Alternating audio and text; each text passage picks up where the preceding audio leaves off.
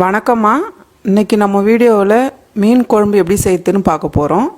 நம்ம சேனலில் ஏற்கனவே நிறைய மீன் குழம்பு போட்டிருக்கோம். இப்போ நம்ம செய்ய போகிற மீன் குழம்பு வந்து நல்ல டேஸ்ட்டாக ரொம்ப டிஃப்ரெண்ட்டாக இருக்கும். வாங்கம்மா எப்படி செய்யுதுன்னு பார்க்கலாம். வீடியோ பார்க்குறதுக்கு முன்னாடி மறக்காமல் நம்ம சேனலை சப்ஸ்கிரைப் பண்ணிக்கோங்க. இப்போ மீன் குழம்புக்கு தேவையான மசாலா ரெடி பண்ண போகிறோமா. இந்த மசாலா தான் முக்கியமானது. இந்த மசாலா தான் வந்து மீன் குழம்புக்கே டேஸ்ட் நல்லா தூக்கி கொடுக்கும். பாருங்கம்மா, பேன் வந்து லைட்டாக சூடானதும் ஒரு 9 பீஸ் வெங்காயம், சின்ன வெங்காயம் எடுத்துக்குங்க. ஒரு அரை ஸ்பூன் அளவுக்கு மிளகு, ஒரு 10 பல்லு பூண்டு இதை சேர்த்துக்கலாம். கொஞ்ச நேரம் இது நல்லா வதக்கிடுங்க. பூண்டு சின்ன வெங்காயத்தோட வாசனை போகணும், பச்சை வாசனை. பாருங்கம்மா, வெங்காயமும் பூண்டும் லைட்டாக கலர் மாறி பாருங்க. அதே போல் வதக்கும் போது எண்ணெய் சேர்க்க வேண்டாம். நீங்கள் வந்து அப்படியே கடாயில் வதக்கிக்குங்க. நான் வந்து அரை மூடி தேங்காய் எடுத்து திருக்கி வச்சுருக்கேன். இதை சேர்த்துக்கலாம். தேங்காய் சேர்த்து நல்லா வதங்கி வரணும். தேங்காயோட கலர் நல்லா மாறணும். அது வரலாம் நல்லா வதக்கிடுங்க. அடுப்பு தீ வந்து ரொம்ப குறைச்சி வச்சுக்கோங்க. தேங்காய் கருகக்கூடாது. பாருங்கள், இது கூடவே கொஞ்சமாக கருவேப்பிலை கழுவிட்டு சேர்த்துக்குங்க. பாருங்கம்மா, இந்த அளவுக்கு வந்து தேங்காய் சேர்த்து நல்லா வதங்கி வரணும். நமக்கு வந்து நல்லா கலர் மாதிரி தேங்காய் வாசனை நல்லா வரும். இந்த அளவுக்கு இருக்கணும். இப்போ இது கூடவே நம்ம மசாலாலாம் சேர்த்துக்கலாம். நீங்கள் வந்து அடுப்பு தீ வந்து சுத்தமாக குறைச்சிடுங்க. ஏன்னா எண்ணெய் இல்லாததுனால மசாலா சேர்த்தா நீங்கள் அதிகமாக அடுப்பு தீ வச்சிங்கன்னா நெடி ஏறும். மிளகாய்த்தூள் 1 ஸ்பூன் சேர்த்துக்கலாம். மல்லித்தூள் வந்து 1.5 ஸ்பூன் சேர்த்துக்கலாம். ஒரு 1/4 ஸ்பூன் அளவுக்கு ஜீரகத்தூள், மஞ்சத்தூள் 1/4 ஸ்பூன். இப்போ இதெல்லாம் சேர்த்து நல்லா மிக்ஸ் பண்ணிவிடுங்க. கொஞ்சம் நல்லா சூடாகணும். அது ஒரு நல்லா வறுத்துருங்க. லைட்டாக மிளகாய்த்தூளோட பச்சை வாசனை போகணும். கலர் பார்க்குறதுக்கு எவ்வளோ நல்லா இருக்கு பாருங்கள். மீன் குழம்பு வந்து இதை போல் மசாலா அரைச்சி வச்சு செஞ்சால் ரொம்ப நல்லாயிருக்கும். பாருங்கள், மசாலா சேர்த்து ஒரு 2 நிமிஷம் நல்லா வதக்கியிருக்கேன். இப்போ நம்ம ஸ்டவ் ஆஃப் பண்ணிவிட்டு நல்லா ஆற வச்சு இதை நல்லா பேஸ்ட் பண்ணி எடுத்துக்கலாம். பாருங்கம்மா, நல்லா ஆறிடுச்சு மசாலா. இப்போ மிக்ஸி ஜாரில் சேர்த்துக்கலாம்.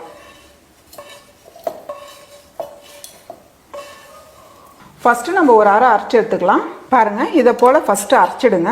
ஏன்னா வெங்காயம்லாம் நல்லா மசிஞ்சிடும். மிளகு வெங்காயம்லாம் நல்லா மசிஞ்சிடும். அதுக்கப்புறம் தண்ணி சேர்த்துடலாம்.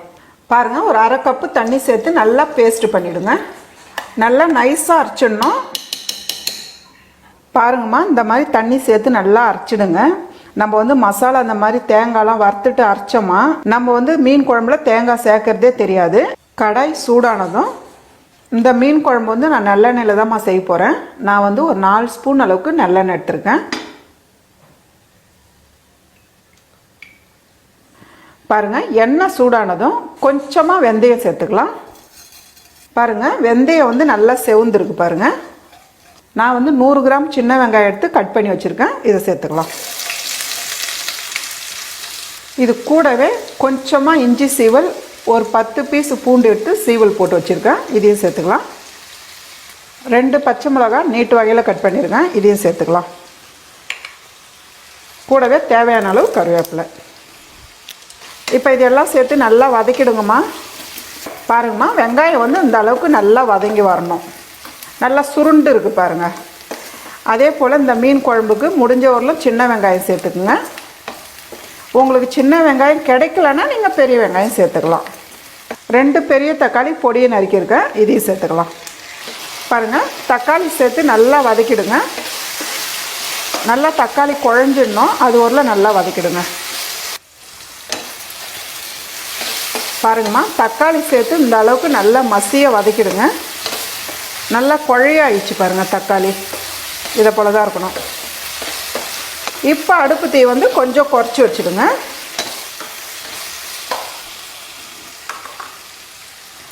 நம்ம அரைச்சி வச்சுருக்க மசாலா வந்து இதில் சேர்த்துடலாம்.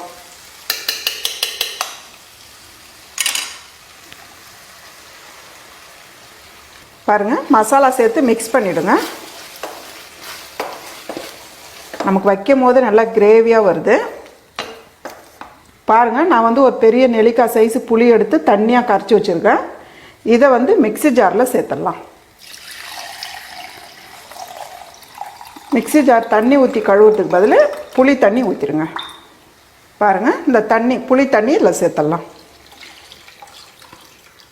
பாருங்கள், இந்த அளவுக்கு திக்காக இருக்குது. இன்னும் கொஞ்சம் தண்ணி சேர்த்துக்கலாம் நம்ம. பாருங்கள், புளி கரைச்சலோட 1 கப்பு தண்ணி சேர்த்துருக்கோம். இப்போ வந்து 1/2 கப்பு தண்ணி. இந்த அளவுக்கு தான் இருக்கணும், ரொம்ப அதிகமாக தண்ணியாக சேர்க்காதீங்க. இந்த டைமில் தேவையான அளவு உப்பு சேர்த்துக்கலாம். உப்பு சேர்த்துட்டு நல்லா மிக்ஸ் பண்ணிவிடுங்க. கொஞ்சமாக கொத்தமல்லி பொடியை நறுக்குனது. இப்போ வந்து நம்ம ஒரு 10 நிமிஷம் மூடி வைக்கலாம். மீடியமான தீயில் நல்லா கொதிக்கட்டும். பாருங்கள், 10 நிமிஷம் ஆயிடுச்சு. நம்ம பார்க்கலாம். பாருங்கள், குழம்பு வந்து நல்லா கிரேவியாக இருக்கு பாருங்கள். நல்லா ஓரளவுக்கு திக்காக இருக்கு பாருங்கள். எண்ணெய் தனியாக, குழம்பு தனியாக இருக்கு பாருங்கள். இதை போல் தான் கொதிக்கணும்.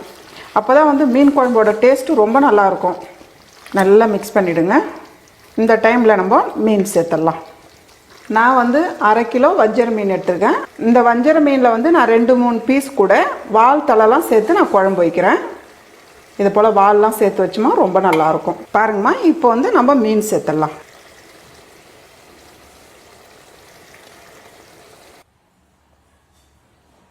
பாருங்கம்மா, மீன் சேர்த்துட்டு இப்படி நல்லா குழம்புல இப்படி கிளறி விட்டுருங்க. இப்போ வந்து நம்ம ஒரு 2 நிமிஷம் அப்படியே மூடி வைக்கலாம். பாருங்கம்மா, 2 நிமிஷம் ஆயிடுச்சு. நம்ம பார்க்கலாம். பாருங்கள், மீன் வந்து நல்லா வெந்திருக்கு. எவ்வளோ சூப்பராக இருக்குது பாருங்கள். கூடவே பொடியை நறுக்குன கொத்தமல்லி கொஞ்சமாக. அவ்வளோதாம்மா, நல்ல டேஸ்டான ரொம்ப சூப்பரான வஞ்சர மீன் குழம்பு ரெடி.